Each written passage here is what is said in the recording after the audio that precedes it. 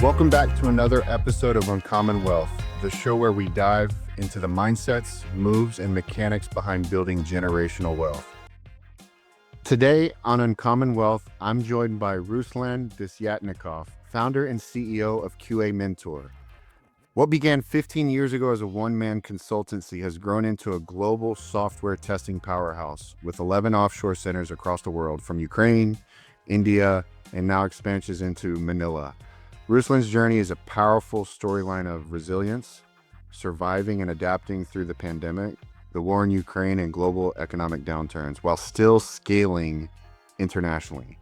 He's not only passionate about quality-first software testing, but also about mentoring his employees on life lessons, financial discipline, and long-term security.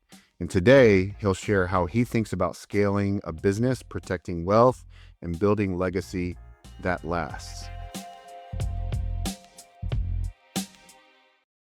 Ruslan, thank you for coming on to the show. Take us back to the beginning. What inspired you to launch QA Mentor, and did you ever imagine it becoming a global operation with 11 centers? Thank you so much, John, for having me on the show. I really appreciate it for the invite. Uh, Going back 15 years back, I got a little bit tired from the corporate environments. I spent close to 13 years there, and then I decided to try something on my own. I felt that I'm ready to do something bigger, and ideally, I wanted to prove myself that I can scale and help other organizations to mature their quality assurance testing processes. So I started with QA Mentor as a one-man shop without thinking really of growing this, because I was thinking how I can clone myself to do multiple different projects. So at some point of time, I realized that it's not possible. The scaling is super important, and I need to think, strategically on how I would be able to add additional capabilities, additional resources into, the overall organization.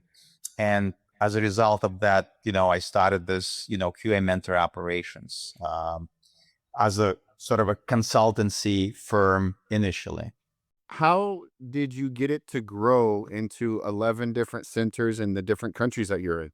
Idea was that, when I started to think that we wanted to help clients around the world, the idea came to the mind that, QA Mentor might follow McDonough concept, where we wanted to adopt our strategies, methodologies, best practices across the board. And that's where we start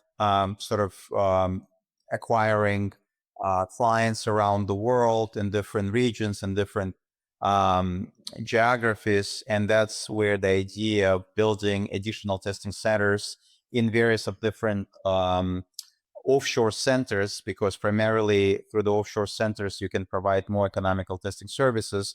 That was sort of the idea of growth, of expanding. And the first operation was started in Ukraine. The second operations we started in India, where we expanded across the board. And then we start adding more and more various of different areas within the globe, from Nigeria to Romania to Tunisia and Canada and many other areas as well.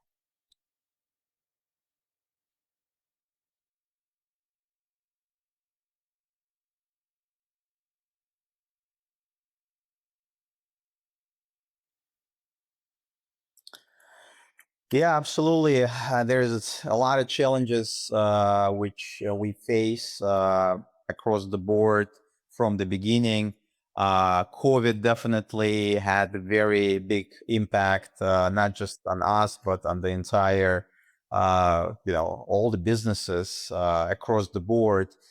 We got hit pretty heavily. As a matter of fact, I lost 60% of my clients. 60% of the clients stopped leveraging and utilizing us during that time. And it was extremely difficult time, especially because I couldn't let people go who were with me for many, many years and who were serving our customers and clients for all of this time. I mean, throwing them under the bus in this very difficult circumstances was absolutely, difficult to do, although, many people said why I didn't do it. Any businessman would do it, but I just couldn't do it. And I burned a lot of money during this time, thinking that things will recover. We did recover, but it took probably 12 to 15 months. And we actually did recover, and then we started growing, as a matter of fact. A little over than 3 years ago, when the Ukrainian war hits and start, from that point, again, we start seeing not just due to the war situation got worse, but just the whole economy around the world and the whole sector of QA started to get impacted. So we got hit again, probably as hard as during the COVID time. That time, we're still recovering. I would say during the COVID time, we were able to recover within 12 to 15 months. Right now, from the moment the war started, we still, trying to recover our positions, and we are close to recovery, but still not there yet. So all of this, obviously, obstacles made us stronger, made us force us to think creatively and think outside of the box on what else we need to do or what else we need to offer in terms of additional services and capabilities to be able to get out from this very difficult situation. But no matter what, we still, have the vision. We still have our goals. We still have our dreams of where we want to be and where we want to be and who we want to become. And we consistently, continuously executing per our plans, per our goals, per our corporate objectives, and still trying to hit that sort of our dream of becoming a global quality assurance software testing organization, which, will be sort of driving the quality assurance processes across the board and become the number one quality assurance software testing providers globally. I applaud your dedication to your employees during that period of time because the easy thing I think would have been to downsize or reduction in force your staff, right? You could have easily justified that.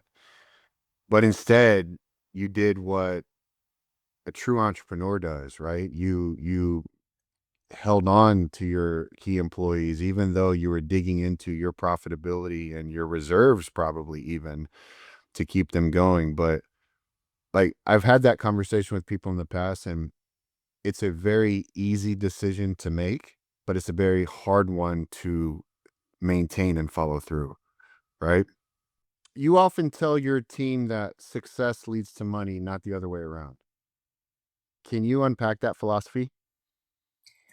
Absolutely. Again, even starting back 28 years ago when I graduated with bachelor's in computer information system, money was not primary, goal for me to take the jobs. As a matter of fact, I had hard time finding the job, and I was lucky enough to get the job for $35,000, where majority of my peers who graduated with me were getting offers around $55,000, $60,000. But I took this offer in a startup company without really truly understanding the role. It was a junior QA tester, and I never regret since that, ending up in quality assurance software testing domain.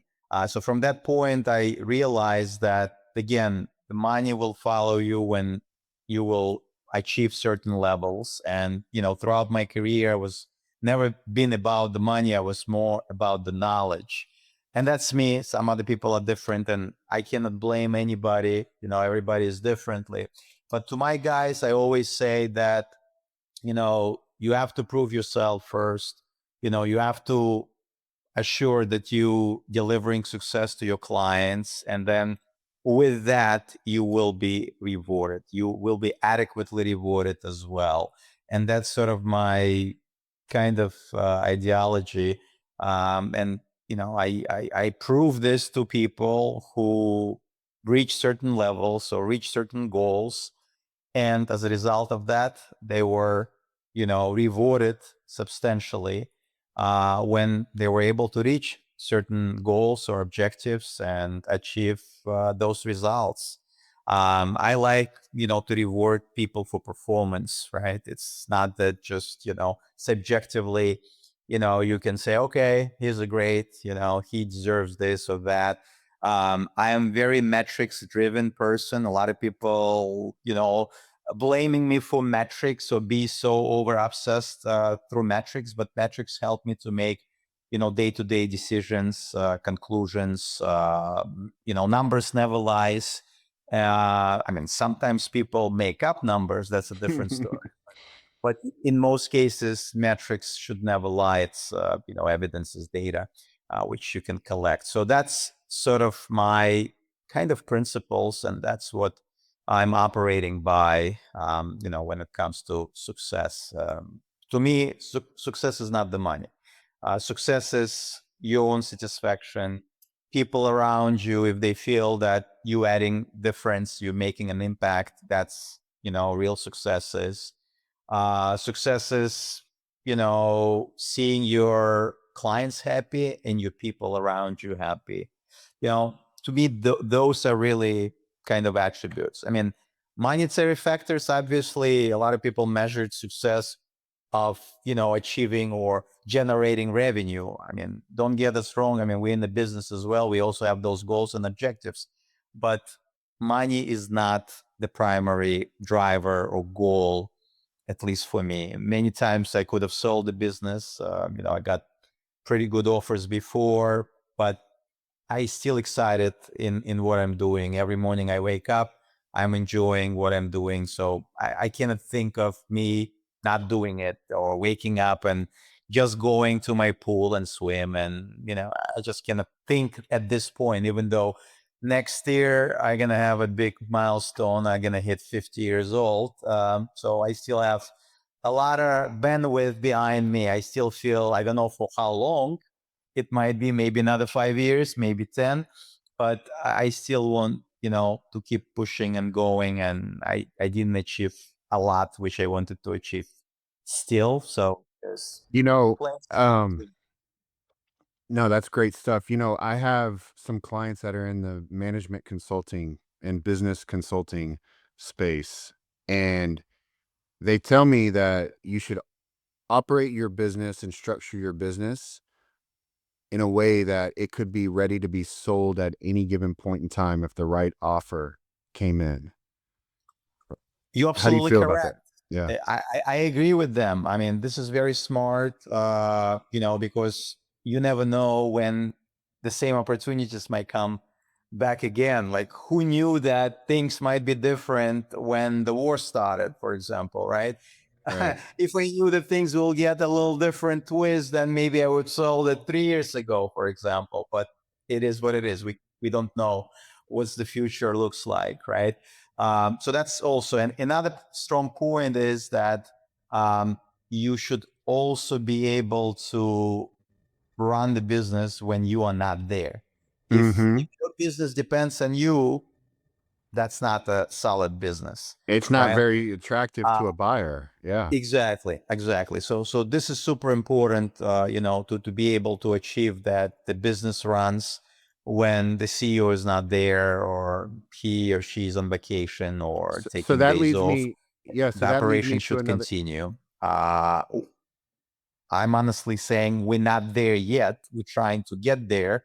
And that's where I will feel comfortable that, that we achieved what we wanted to achieve. The businesses operates days and nights, without any impact. And I don't need to be there making all the decisions and all final conclusions on anything.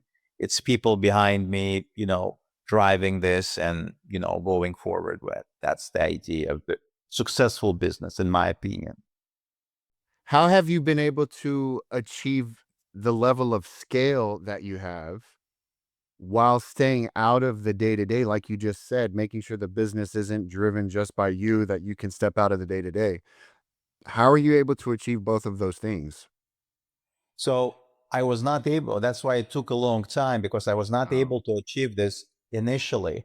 I was involved heavily up till maybe 3 years ago on the day-to-day activities. I was hands-on guy wearing multiple different hats. I'm still wearing a lot of hats: marketing, advertising, sales, technical, still doing a lot of things. But I realized after some time that that's not really a scalable business. So we achieved certain levels, but now I realize that in order to get to the next level, we have to change the operating, procedures, and really sort of kind of the skeleton of how we organized in order to give us the additional boost for scaling, because a lot of decisions were end up on me and I was slowing things down, and that's the worst thing when you're slowing things down.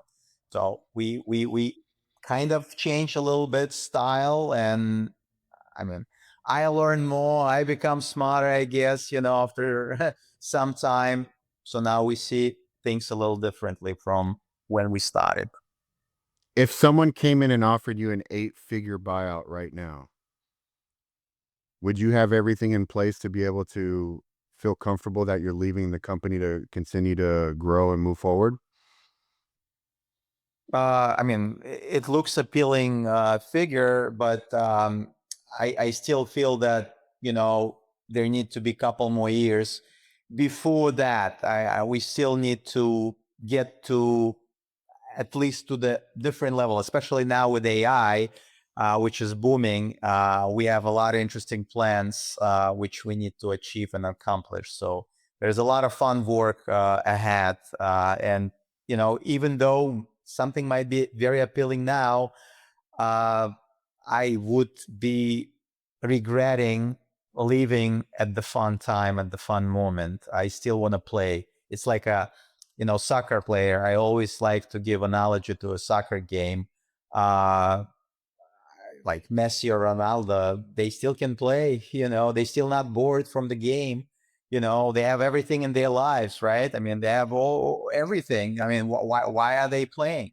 Same goes here. I'm still That's interested. I awesome. still excited, to do multiple different things. And you know, I'm right now. I'm not ready, even for the significant, monetary I awards. I respect that a lot. To take an exit. Yeah, I respect that a lot, and I'm also a huge soccer fan. What I think is even more impressive is you just compared yourself to Messi and Ronaldo. I think that's amazing as a business owner. Well, yeah. I mean, I'm comparing not reaching their success. I'm comparing that they still hungry Their to love. play games and Yes, win World Cups and all the other things. From that perspective, I got you. I didn't compare them, in terms of what they accomplish in their lives, in regards to me. How has AI impacted your business, and how are you using that to further enhance your business?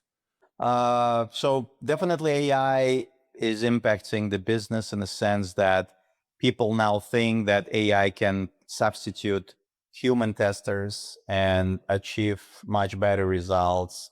And as a result of it, it will eliminate the human, I call it human intelligence testing, and do everything through AI or automation. Again, we going that direction, but we're not there yet. I believe that AI will replace only weak testers, or testers who doesn't have a human intelligence. Those are the testers who need to worry about their job security. Testers who really feel the product, understand the product, can judge the product, not just clicking the buttons, but really assess and put themselves into the shoes of users.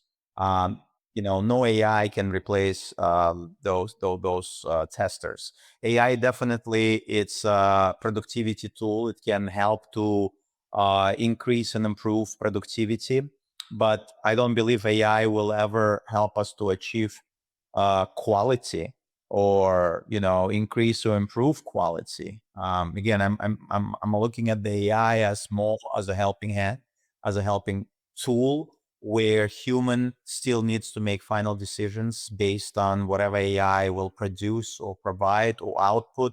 There got to be a human in the loop who will make that final determination. You cannot blame this on AI saying, well, but AI made that decision. You as a human at the end of the day should take responsibility for any decisions or for any outputs which generated by AI or by you or in combination or in conjunction with each other. So definitely see a big impact, definitely see a big sort of shift where companies wants to see us adopting AI, implementing tools, so they can be much more effective, quicker, and the testing should be cheaper because with the utilization of the tools, you should save on the human resources. So it's an interesting time which we are part of, and we'll see how that will play. But I see definitely, you know, it's damaging, the business, this AI, especially the testing side of it nowadays. A lot of customers are ramping down human resources, implementing automation, an AI tool, even though they're not very successful, they're still trying and thinking that it will solve their problems, or at least right now it's cheaper because they can save on resources. Whether it's effective or they will get benefits, time will tell. I guess we need to wait a little bit just to see how things will be in production, whether we will have some technology problems as we're experiencing now, right? Let's transition to a conversation on wealth protection and legacy. So you've emphasized that protection is essential for your family and your business. What role do tools like life insurance and financial play in giving you peace of mind as a global CEO? Uh, Financial planning, security, protection of your family, it's number one priority, for anybody or any household, for any families, right? It's super important because you never know what's going to happen tomorrow, right? So leaving, your family in a good, financial stability, it's super, super important. So I believe in, various of different life insurances. And, I was smart enough when I was younger to, get there and cover myself up and, just in case while I'm doing very stressful job, right? Or 18 hours days, you never know what can happen, right? So that's essentially very, very important. And that's what I try to tell our employees as well.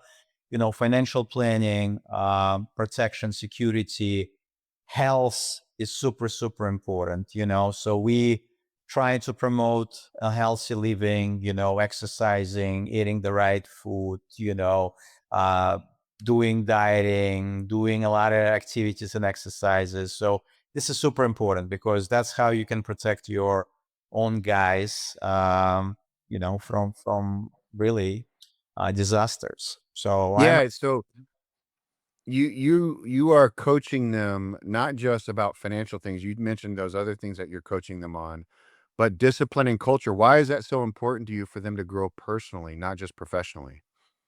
Uh, to me, from the beginning, culture was extremely, extremely important because I came from various of different political culture companies and I witnessed a lot of things. And again, corporate world is all about, politics. And I said when I, start my own company, number one goal and priority will be no politics. Okay. That was the reason. That's why I tend to hire people who are honest, loyal, and good humans. To me, this is more than technical abilities and capabilities because I believe that we can train technical stuff, but you cannot, train manners. You cannot train personalities. You cannot train qualities, human qualities. You got to be born with some. Your parents needs to give you some,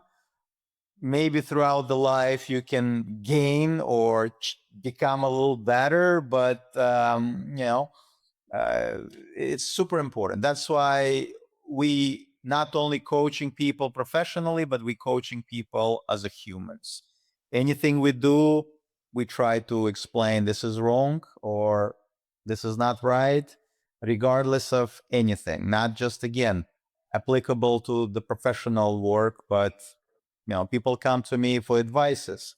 People come to me for personal advices, and I always open.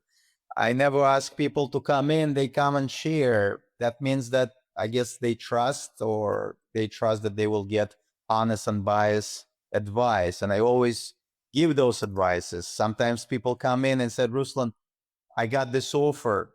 Do you think I should go?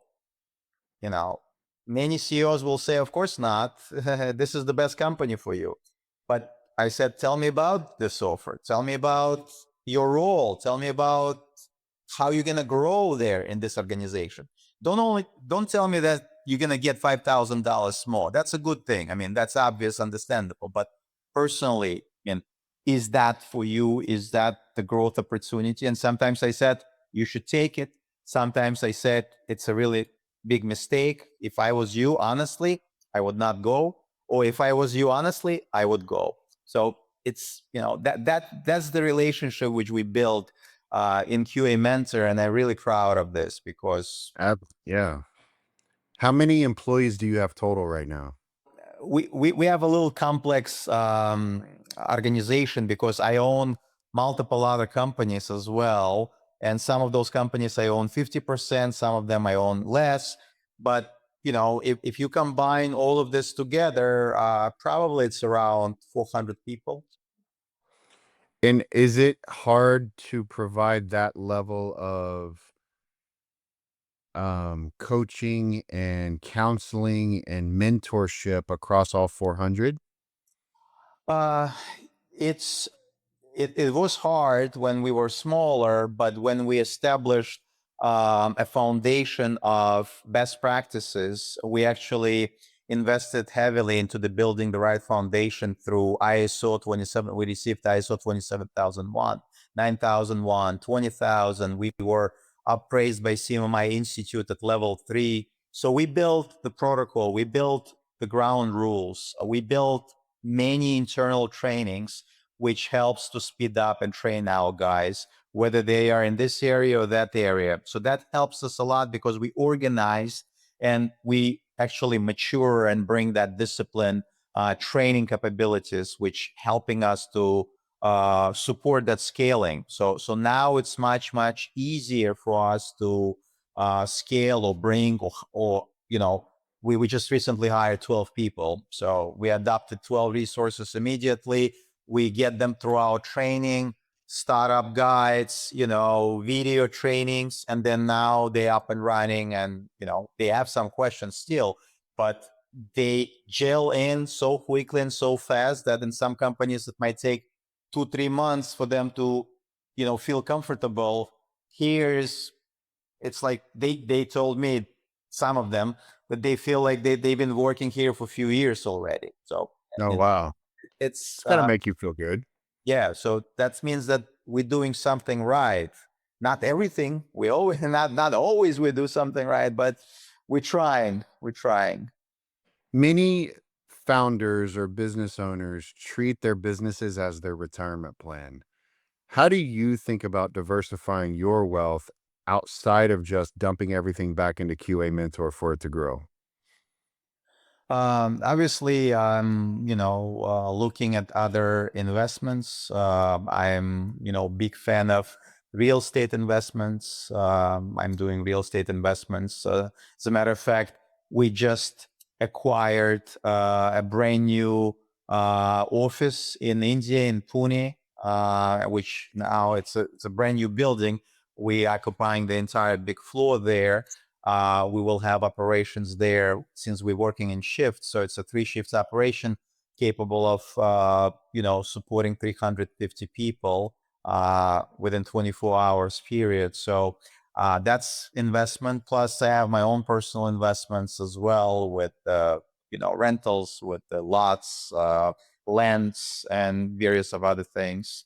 Some, stable, um, long-term investments when it comes to stock market or mutual funds or some other funds. So I try to diversify the portfolio. I never put all the eggs in the same basket, and that's what I try to explain people as well, because I learned through the hard way. I made a lot of mistakes throughout my life, throughout my career. Unfortunately, nobody really coached me, across the board. So everything I learned hard way through the Yeah, mistakes. So at least I tried to explain to some of our, younger, employees. Some of them listen, some of them don't listen, right? It's all depends. But we try to explain so people will not make mistakes or costly mistakes in their lives. sounds amazing. You've done so much, right? You're building so much and you're leaving a legacy. So not just to your own family, but you're creating a legacy for the families of the employees that you have. What does that word legacy mean to you, both in your business world and for your family? So the legacy in the business world is that, I want, if I'm not going to be there, or if this company will ever be sold, the people behind this, first of all, they will be financially secure in terms of the knowledge and the experience which they gain. So I want to feel comfortable that anybody, even for instance, if we're going to have layoffs, for example. I hope not. We had layoffs only twice in 15 years, but people will be able to find jobs because they learn and they have tremendous experience in QA Mentor, because we really provided a lot of knowledge. Our guys who started with us as a junior testers, after 6 months, 12 months, they've been winning the industry awards. We've been recognized by North America Testing Awards. We won twice Junior Tester Award.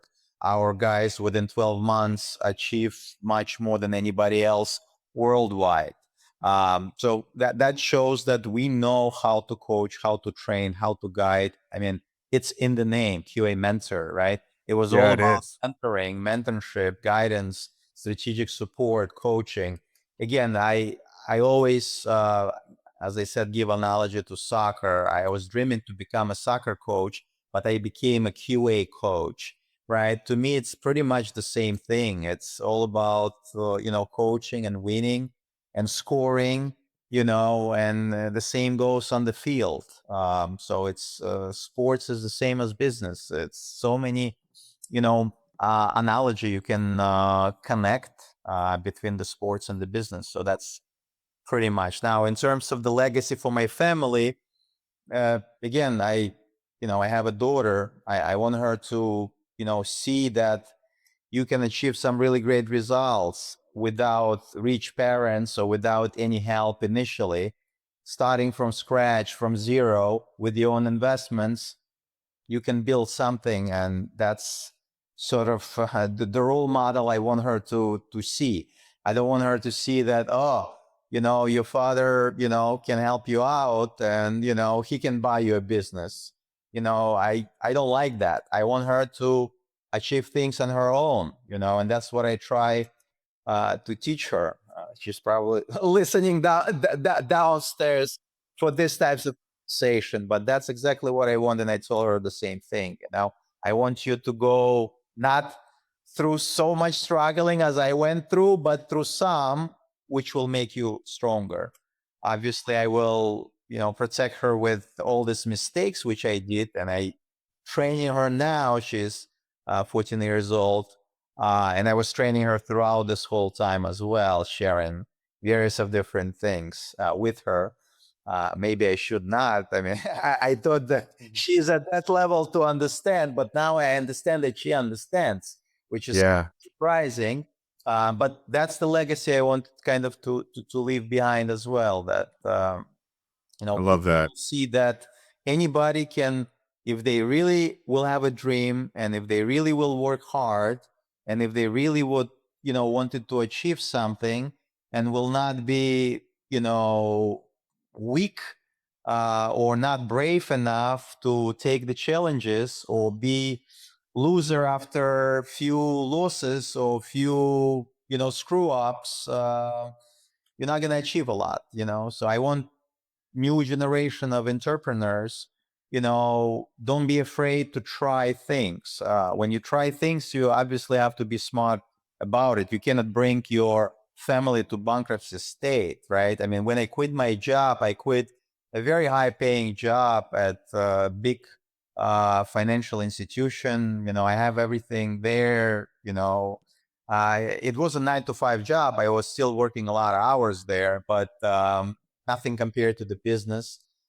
So I took a chance. I have no clients to start this with. I have no investments. As a matter of fact, I didn't want investments because I was afraid for somebody to give me money because I was responsible for this money. If I'm not going to make it, I feel guilty that your money will be wasted. Some other entrepreneurs, they don't care. They get the money, they earn the money nowadays. But that's why I didn't want to take the money. Now, as I'm thinking, maybe it was not the right thing because it slowed me down. With my initial small investments, it took me a long time to take traction. If I would take investments, I probably would reach things much faster, much quicker, or maybe not. Yeah, but it So also could have amplified it also, yes, it could have sped it up, but it also could have amplified the mistakes as well, right? It could have, what you didn't know at the time, right? And so you correct, have to learn and gain wisdom and experience in doing correct, that. correct. And I am a father of 2 daughters, 13 and 15, and what you said resonated with me because I've often thought, and I talked to my wife about it, I want to leave them in a legacy where they don't have to rely on any other human being for their financial success in life. They are in charge of their own financial success. And I Absolutely. think as a father of daughters, that's the best thing we can provide them, where they know how to be an entrepreneur, they know how to make their own money, and they can be their own independent women and not be relying upon somebody else. Absolutely. That's very, very important. That's why I admire those, females who said, well, I want to be independent. I want to get the education. I want to get my job. I'm not looking for a rich husband. I want to be independent and be able to drive things on my own if requires. So You that's bet. the way to do it. And that's how we need to raise our kids, I think. Otherwise, we spoiling them. Yeah, we're not helping them for success. But, to use a sports analogy, a soccer analogy, by the way, I'm a huge soccer guy. My coaches would tell me, and it's true, you learn more lessons through defeat than you do through victory, right? Because when you win a game, you're not looking back on what happened in the game because you won. But when you lose, you're always reflecting back. Should I have done this? Should I have You done that? Should I have analyzing, tried this right? different? You're doing Yeah. this post-mortem after that, right? And that's Yeah. lessons learned makes you stronger. It makes you not Yeah. repeat the same mistakes next time again and again. And you just, you're getting much more stronger than that. I mean, if you win weak teams and you score against weak teams, you're not getting stronger. So, So looking back for you, what's one mistake you made, but it turned out to be your biggest growth lesson? one mistake which I made, which turns to my growth lesson. So the mistake which I made initially, and I don't want to say it's a mistake, it's just the circumstances. I, That's fair. I was not able to hire very strong people because they were very expensive for me at that time. So I was hiring people who fills the bill, or very young people, to train them. And after some time, I realized that you have to surround yourself with really strong people, and I never was afraid to hire people smarter than me. As a matter of fact, I wanted to hire people smarter than me. It's just those people cost fortune. And it took me a long time, not to realize even that. It just took me a long time to understand that without that strong foundation and those strong people, you cannot scale more. You're going to be at that level always. So when I changed this, it took a while after I changed this whole thing. I believe that, you don't need to be cheap on people's salary. You have to reward them. You have to motivate them through, those financial rewards. It's important. And if you want to really achieve some really good results, you have to get those best people around you. If you I want agree with that. to shortcut and take a different approach and save money, you still can succeed, but it's going to take you 2-3 times more in terms of the time to turn around time. And that's basically what it is. I think that was the big mistake that probably should have just hired one person instead of 5 people, but the right one, the smart one, and that's kind of, I admit that that was a mistake. Hire the right people as early as you can. That's the lesson taken from that. Don't shy away from how much they're asking or what the price tag is, because you're going to end up paying for it in the long run, right? Correct. Correct. Maybe more even. At So the end of your the day, daughter, it costs you more for yeah, sure. yeah, it costs you more for sure. So your daughter's listening to this, or maybe some future entrepreneurs are listening to this 25 years from now. What's the one principle you want them to remember about building wealth and protecting wealth?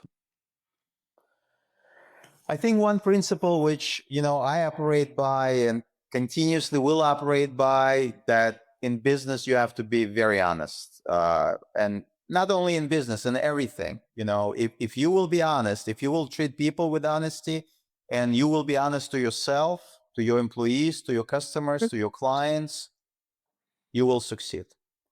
A lot of people lies. I know a lot of people who do lies and they get away with this and they still succeeding, but I don't support that. I'm a little different person. So I believe that, let me be honest with customers, with people, but at least I can sleep well at night. And, I'm not gonna, sell my reputation, for the money. I mean, a lot of companies want me to advertise some of their products. They want to say how good that product is.